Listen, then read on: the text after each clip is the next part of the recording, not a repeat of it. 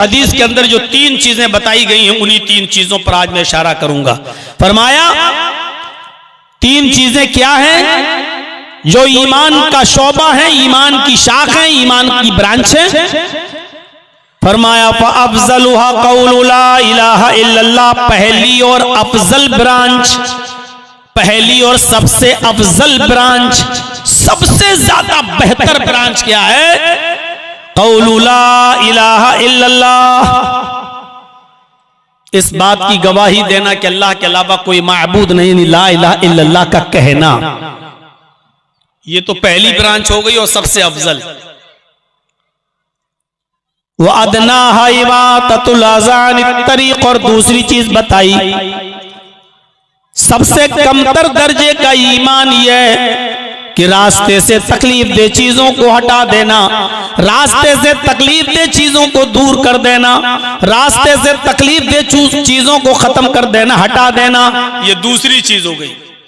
रास्ते में कोई चीज नुकसानदेह पड़ी है, तकलीफ दे पड़ी है, केले का छिलका पड़ा है, कांटा पड़ा है, पत्थर पड़ा है, उसको रास्ते से हटा देना, ये भी ईमान का एक दर्जा है, ईमान का एक शोबा है।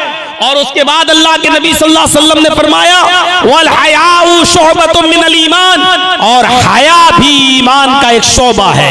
शर्म व हया, शर्म व हया भी ईमान का एक शोबा है। ये तीन चीजों का जिक्र किया है इस हदीस के अंदर अल्लाह के नबी सल्लल्लाहु अलैहि वसल्लम ने। पहली चीज फ़अफ़ज़लुहा क़ौलु ला इलाहा इल्लल्लाह, ला इलाहा इल्लल्लाह का अपनी जबान से कहना। ला इलाहा इल्लल्लाह पर तो तफसीली तकरीर आपने सुन ली, मुंबई से आए हुए खतीब फजीलत शेख इनायतुल्लाह अल मदनी हफिज़हुल्लाह से आपने बहुत अच्छी गुफ्तगू सुन ली। मैं मुकम्मल पूरी तकरीर ला इलाहा इल्लल्लाह पे नहीं करूंगा, बस इतना बता दूं कि ला इलाहा इल्लल्लाह ईमान का सबसे अफजल दर्जा है, सबसे आला दर्जा है, सबसे अफजल शोबा है ला इलाहा इल्लल्लाह का कहना। लेकिन ला इलाहा इल्लल्लाह सिर्फ जबान से कह देना काफी नहीं है।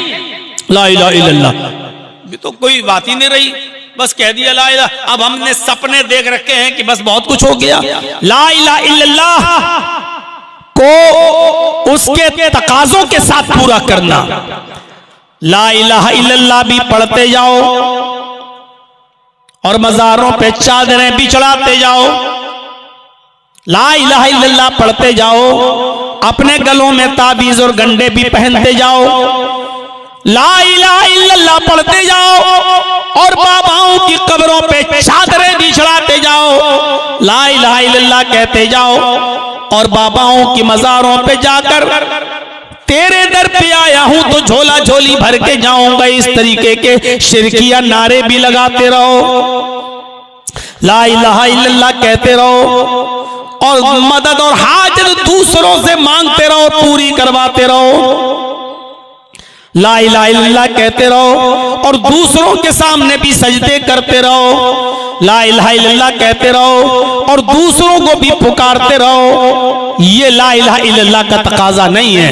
ला इलाहा इल्लल्लाह का माना है ला माबूद इल्लल्लाह, अल्लाह के अलावा कोई माबूद नहीं है। ला इलाहा इल्लल्लाह का माना है ला मसजूद इल्लल्लाह, अल्लाह के अलावा कोई सजदे के लायक नहीं है। ला इलाहा इल्लल्लाह का माना है ला मतलूब इल्लल्लाह, अल्लाह के अलावा हमें किसी और चीज की तलब नहीं है, कोई हमारा मतलूब नहीं है। ला इलाहा इल्लल्लाह का माना है ला इलाहा इल्लल्लाह ला मकसूद इल्लल्लाह, अल्लाह के अलावा हमारा कोई और मकसद नहीं है, बस हम चाहते हैं कि अल्लाह की वहदानियत और तौहीद मिल जाए। यह है ला इलाहा इल्लल्लाह का माना। और ला इलाहा इल्लल्लाह का माना है ला इलाहा इल्लल्लाह का माना अल्लाह के अलावा हमारा किसी और के ऊपर कोई तवक्कुल और भरोसा नहीं है। क्या ला इलाहा इल्लल्लाह के इन तकाज़ों को हम पूरा करते हैं?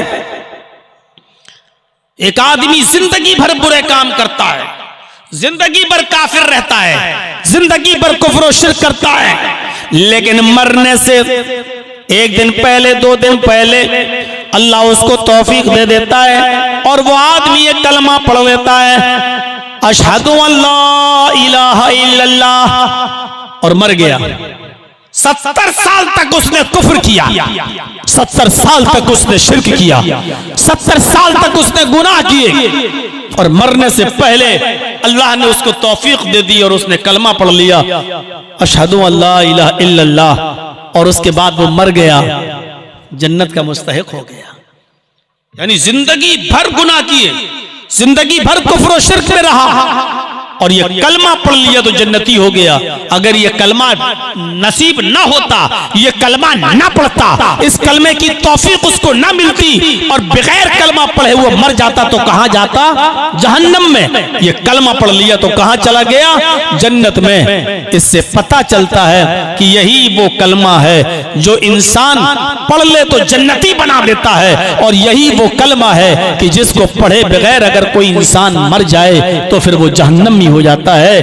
80 साल तक गुनाह करने के बाद भी अगर तौफीक मिल गई, कलमा पढ़ लिया और मर गया तो जन्नती, और 80 साल तक गुनाह करके कलमे की तौफीक ना हुई और बगैर कलमे के मर गया तो जहन्नमी।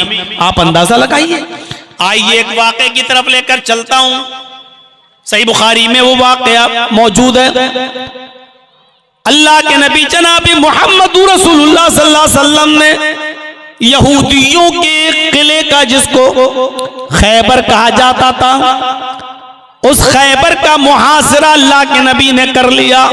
चारों तरफ से अल्लाह के रसूल ने और सहाबे किराम ने खैबर का मुहासरा कर लिया। एक किला था जिसमें यहूदी रहते थे। नबी अकरम ने और आपके सहाबा ने उस खैबर का मुहासरा कर लिया। अब जो लोग अंदर हैं वो अंदर रहेंगे, जो बाहर हैं वो अंदर नहीं जा सकेंगे। चारों तरफ से घेर लिया। खैबर का एक चरवाहा जिसका नाम असवद था, वो बकरियां चराने के लिए गया हुआ था। वो खैबर के लोगों की, यहूदियों की बकरियों को जंगल में बकरियां चराने जाया करता था। सुबह जाता था और शाम को आया करता था।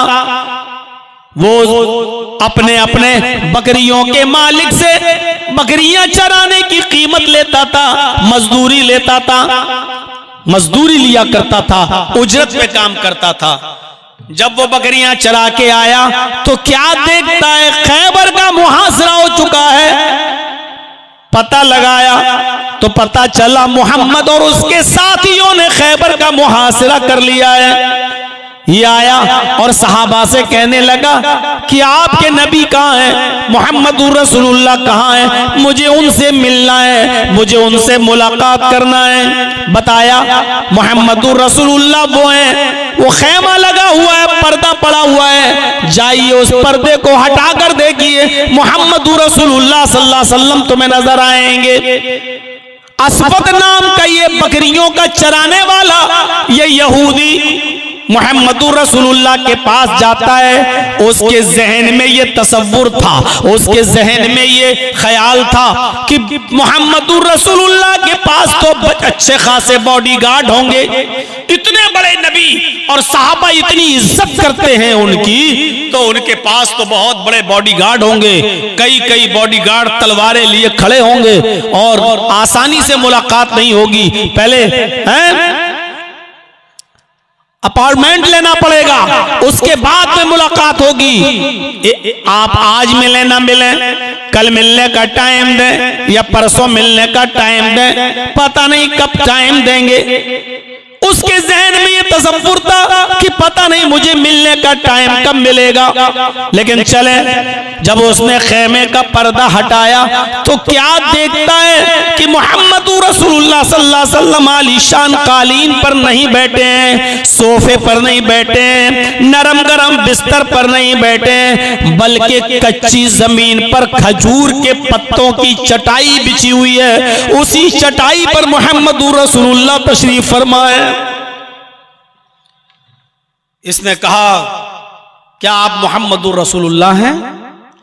आपने सर उठाया, फरमाया जी। असवद ने कहा, मैं असवद हूं, मैं यहूदी हूं और इसी खैबर का रहने वाला हूं जिसको आपने चारों तरफ से घेर लिया है। मैं आपसे मुलाकात करना चाहता हूं, कुछ बात करना है मुझे। आपने कहा अंदर आ जाओ। वो यहूदी अंदर चला गया। नबी अकरम सल्लल्लाहु अलैहि वसल्लम के पास बैठ